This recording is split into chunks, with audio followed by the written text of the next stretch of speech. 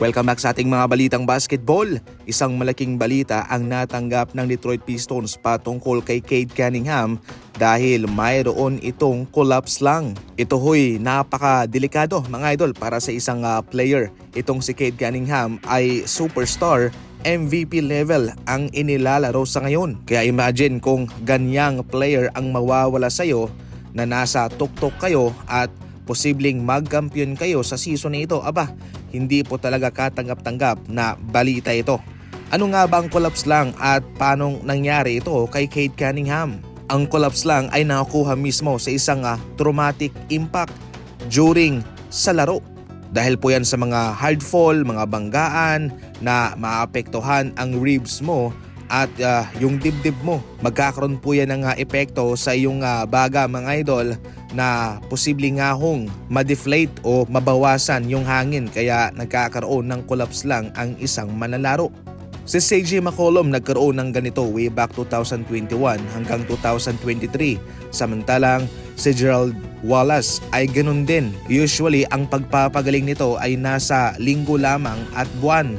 Nakadepende sa kung kailan babalik itong kanyang baga. Sa ngayon pinag-uusapan na kahit na nga superstar level ang inilalaro nitong si Cade Cunningham at dahil marami siyang mga labang mamimiss at hindi na siya makwa-qualify sa All-NBA na posibleng magkaroon ng impact sa kanyang kontrata, dapat daw hong suriin muli ng NBA ang kanilang mga rules patungkol dyan dahil kawawa ang mga manlalaro.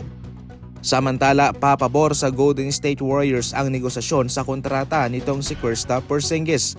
Sa ngayon mga idol ay nasa level kasi itong si Porzingis na pwede ba siya sa mataas, pwede ba siya sa mababang kontrata sapagkat napaka-unpredictable ng kanyang katawan. Noong mga nagdaang buwan, out siya isang buwan sa Atlanta Hawks. Ngayon sa Golden State Warriors, meron siyang injury, kaunti lamang yung labang na ilalaro niya. Pero so far, consistent naman siya sa kanyang numero. Sa ngayon, kumbaga parang playing safe lang itong Golden State Warriors sa kanya.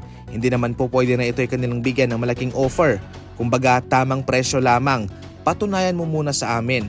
Kaya dyan, papabor sa Golden State Warriors ang negosasyon sa kontrata. Pwede po nilang bigyan ng nasa 35 million itong si Porzingis sa loob ng 2 taon. Okay na yan. Mababa po yan considering na yung kanyang extension sa Boston Celtics ay nasa 60 million sa loob ng 2 taon. So malaki talaga ang ibinaba. Pero kailangan pong patunayan ni Porzingis na siya'y healthy, consistent para lumaki sa next contract niya.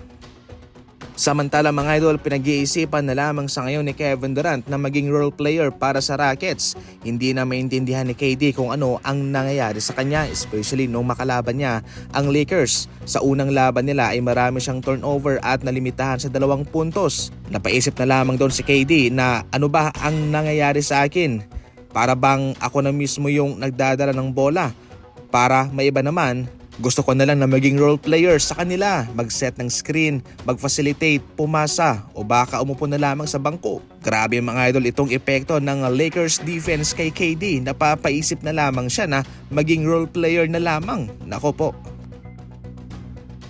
Alam mo ba na pwede mong mailagay ito sa kwarto mo, sa sala, sa kusina o sa garahe? At heto pa, naka-sale sila ngayon. Ano pang hinihintay mo? Pindutin mo na ang link na nasa comment section.